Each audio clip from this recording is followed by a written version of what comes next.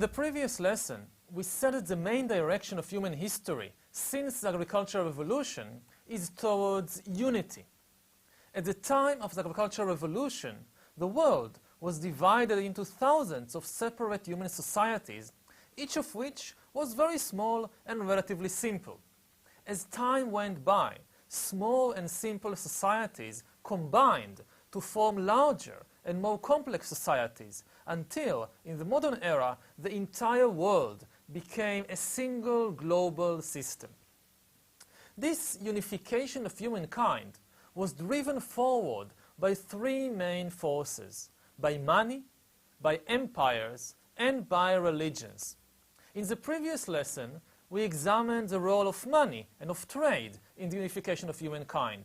In the next lesson, we'll discuss religion. In this lesson, I would like to focus on the part played by conquerors and empires in uniting the whole world. I would like to begin this lesson by explaining what an empire is. So, an empire is a political order which has two very important characteristics. First of all, in order to be considered an empire, you must rule over a significant number of distinct peoples, each of which possess a different cultural identity and a separate territory. How many different people do you need to rule to be an empire? So there is no exact number. If you rule just 2 or 3 different peoples, you're not an empire. If you rule 30 or 40, then yes, you are an empire. Somewhere in between say 3 and 20-30, passes the imperial threshold of how many people you need to control to be an empire. So this is the first characteristic of empire. Empires rule over a lot of different peoples. The second characteristic of empire is that it has flexible borders and a potentially unlimited territorial appetite. Empires are systems of government that can swallow and digest more and more nations and territories without altering their basic structure or their basic identity. Take, say, modern Canada of today. Canada is a very, very big country. However, it is not an empire. One of the main reasons why Canada is not an empire is that it cannot annex more and more territories to itself without changing its most fundamental structure. If Canada would start conquering and annexing, say, Cuba and Venezuela and Mexico and so forth to itself, it would no longer be itself. It would be something completely different. An empire, on the other hand, is a kind of political system that can conquer almost any place on earth without changing its basic nature and characteristics. So we see that empires are culturally diverse, they rule over many peoples, each with its own culture, and they are territorially flexible. They can become bigger and bigger and bigger without changing their basic identity. These two features give empires not only their unique character, but also give them the very central role in history and in the process of human unification. It is thanks to these two characteristics that empires have managed to unite diverse ethnic groups and diverse ecological zones under a single political structure, thereby fusing together larger and larger segments of the human species and contributing to the unification of humankind.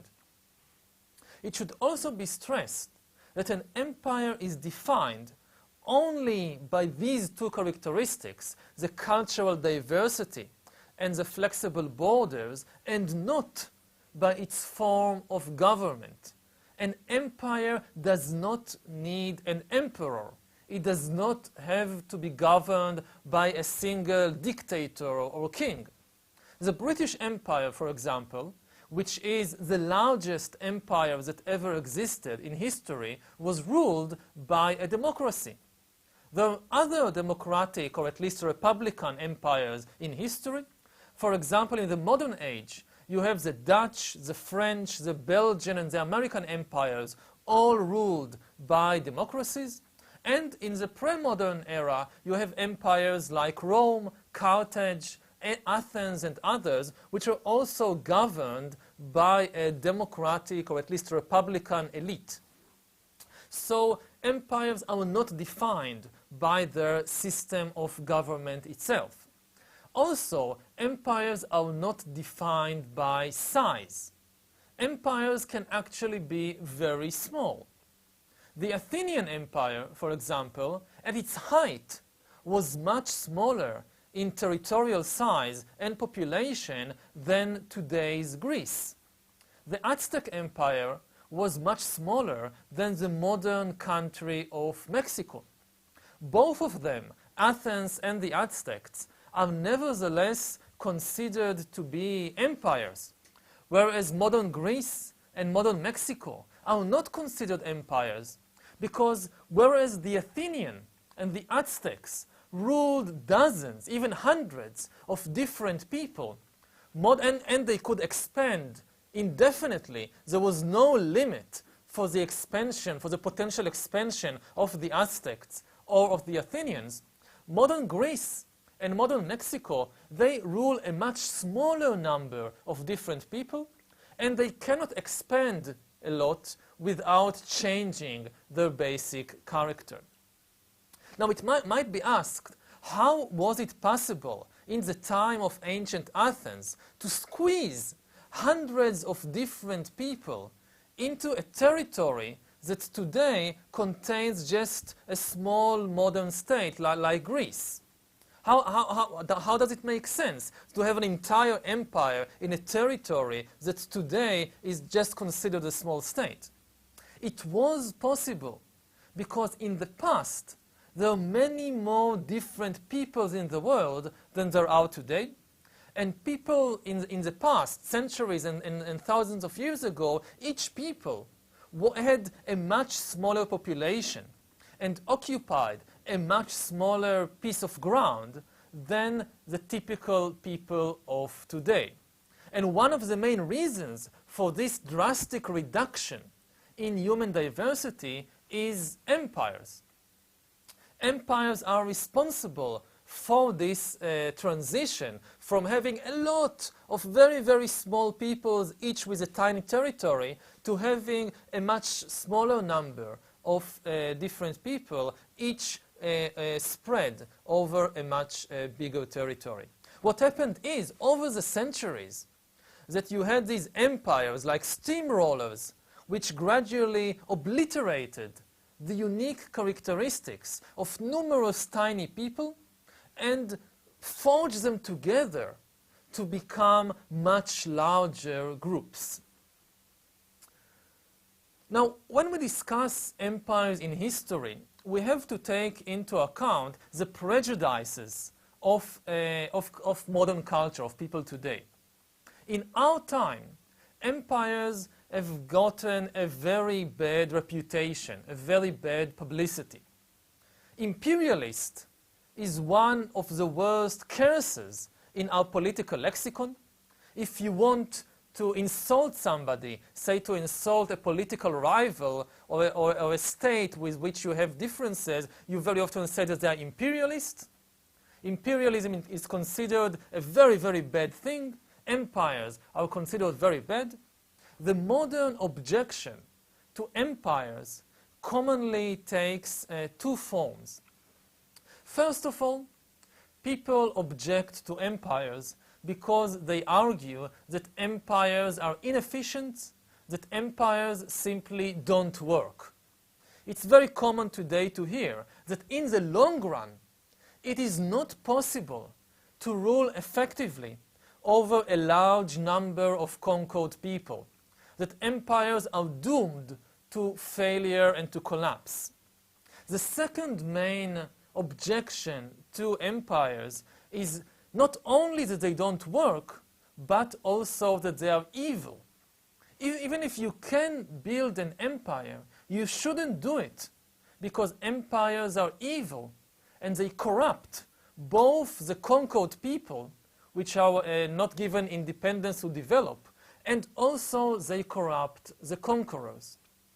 It's very common in the last few decades, in the last century, to argue that every people has a right to self-determination, so there should be as many independent states in the world as there are people. No people should be governed by an empire, by somebody else.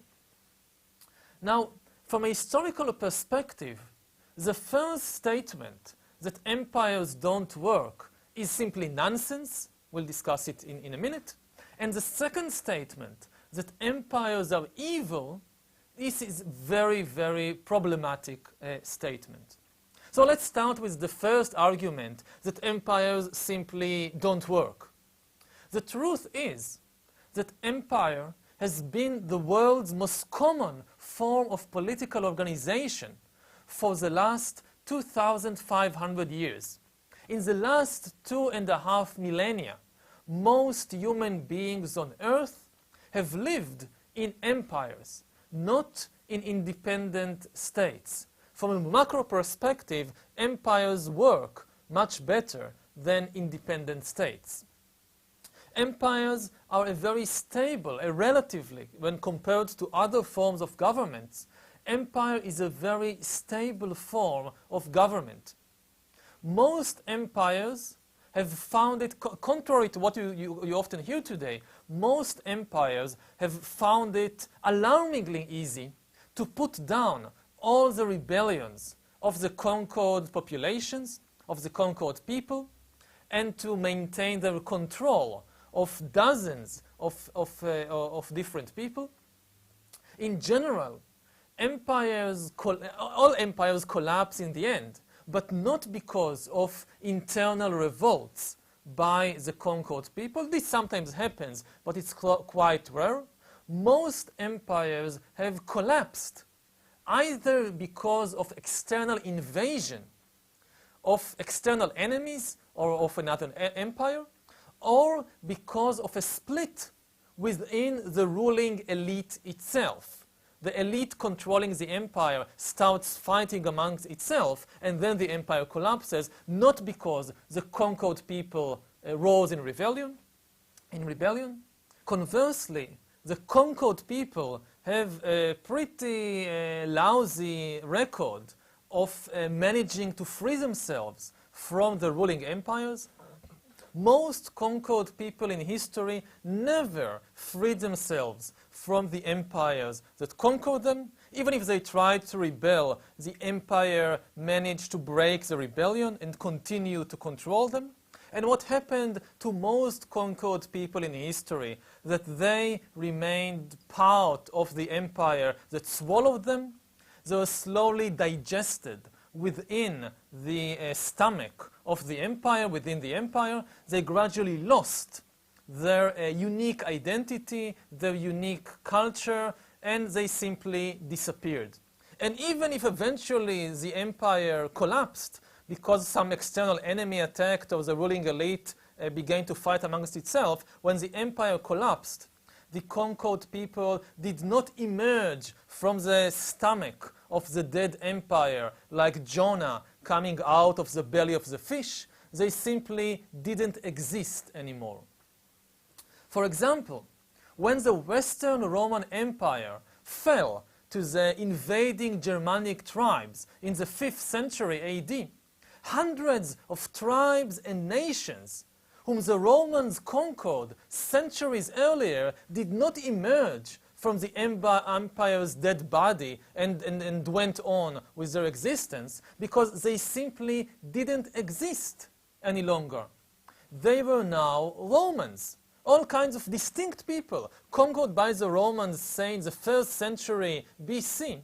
When the empire finally collapsed, the people did not become free because they were now Romans. Their unique identity disappeared. In many cases, perhaps even in most cases, the destruction of one empire simply resulted in the formation of a new empire. Nowhere can we see this process more clearly than in the history of the Middle East, the place where the first empires arose more than 3,000, 4,000 years ago.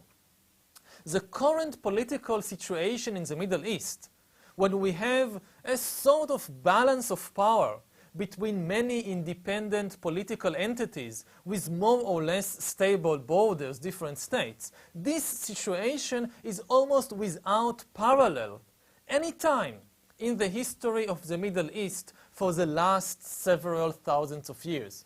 The last time the Middle East was experienced such a situation of being divided into many relatively stable different states was in the 8th century BC, almost 3,000 years ago. From the rise of the Assyrian Empire in the 8th century BC, when it conquered all these different states of the Middle East, until the collapse of the British and French empires in the middle of the 20th century, the Middle East, the people of the Middle East passed from the hands of one empire into the hands of another empire like a stick in a relay race. When the runners pass the stick from one to the other, this is what happened to the people of the Middle East. They were conquered by the Assyrians, but when the Assyrian Empire collapsed, they didn't regain their independence. You now had the Babylonian Empire, and then the Persian Empire, and then King Alexander the Great, and the Romans, and the Byzantines, and the Arabs, and so forth. You almost never had a situation when you had no empire in the Middle East, and the local people simply managed their affairs by themselves. Hence, it's simply a mistake to think that empires do not work. Most people for the last 2,000 years lived in empires, and yes, empires eventually collapse, but in most places they were replaced by other empires, not by a different kind of political order. Now, what about the second argument against empires, that empires are evil?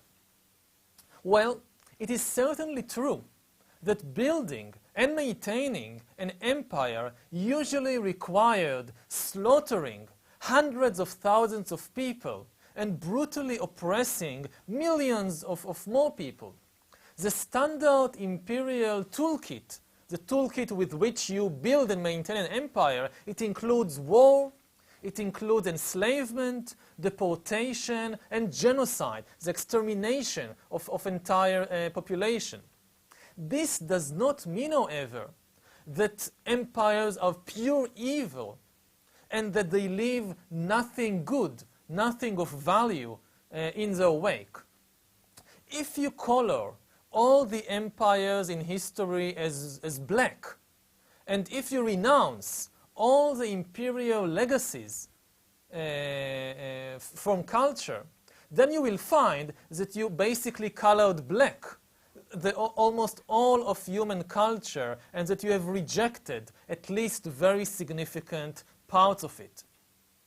Because much of human culture, at least over the last two and a half millennia, have been the product of empires. Imperial elites used the profits of conquest not only in order to finance armies and fortifications and things like that, they also used the profits of conquest and empire to finance most of human philosophy, art, and also to finance justice and law and charity and things like that. A huge part of the artistic masterpieces of humankind owe their existence to empires and to the exploitation of conquered populations. The profits and prosperity of the Athenian Empire and of the Roman Empire is what provided the philosophers of old, all these Socrates and Plato and Cicero and Seneca and all these, the profits of empire provided them with the ability, with the leisure time to not work and just think about the world and write their masterpieces. Similarly, in architecture, let's take the Taj Mahal as an example. The Taj Mahal could not have been built without the wealth that was accumulated by the Mughal emperors from exploiting millions of their Indian subjects. Similarly, in music. If you think about the music of Haydn or Mozart, you couldn't finance, or at least the music of Haydn and Mozart, it was financed by the profits of the Habsburg Empire from exploiting its Slavic and Romanian-speaking and Hungarian subject people. Even if we leave aside all these fields of high culture, like classical music and architecture and philosophy, and focus on the culture, on the world of the common people, there too, we will find that imperial legacies influence the majority of the cultures today in the world. And this is most obvious in the field of language. What kind of languages people use to speak and to think and to dream. Today, most of us, most people in the world today in the early 21st century, we speak, we think, we dream in imperial languages that were forced upon our ancestors by the sword, by conquest. Most people today in East Asia, in China, they speak and dream in the language of the Han Empire, Han Chinese. Similarly, in America, no matter what the origins of the people is, nearly all the inhabitants of the two continents of America, from Alaska in the north to the Straits of Magellan in the south, almost all people communicate in one out of just 4 imperial languages. Either they use English, French, Spanish, or Portuguese. Similarly, in the Middle East, if you go, say, to Egypt, present-day Egyptians, they speak Arabic. They think about themselves as Arab. If you ask an Egyptian who he is, he says, I'm Arab. And the Egyptians identify with the Arab Empire. But this Arab Empire, it conquered Egypt by brute force in the 7th century and then crushed with an iron fist the repeated revolts that broke against its rule in Egypt. Egyptians today are the descendants of people conquered by the Arabs. They didn't speak Arab and they didn't see themselves as Arab, but now they do speak Arab. They do speak Arabic, and they do think about themselves as being Arab. Similarly, in South Africa, there are today about 10 million people in South Africa that call themselves Zulu and that use the Zulu language and miss the age of glory of the Zulu nation in the early 19th century. But most of these 10 million Zulus descend from tribes who fought against the Zulu Empire in the early 19th century and were conquered by the Zulu and incorporated into the Zulu Empire through bloody military campaigns.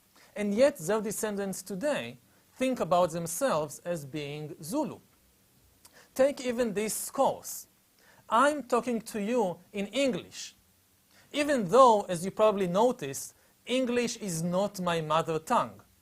And also, it's very probable that English is not the native tongue of many of you. Even those of you who live in the United States or Canada or Australia, you probably descend from ancestors who did not speak English and who were forced to start speaking English by their British overlords.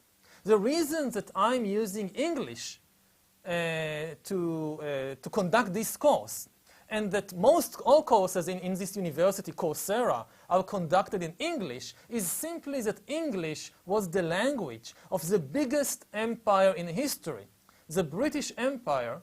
So it's no coincidence that I'm telling you the history of the world in English, in the language of the biggest empire of history. So empires, we see, they do work, at least sometimes, and they have leave behind them not only an evil legacy of death and destruction, but also very important and probably positive legacies of art and culture and languages and worldviews and so forth. What we'll try to do in the next segment of this lesson is understand how the idea of empire first emerged and how empires started from very, very small places in the world and eventually conquered almost the whole of planet Earth.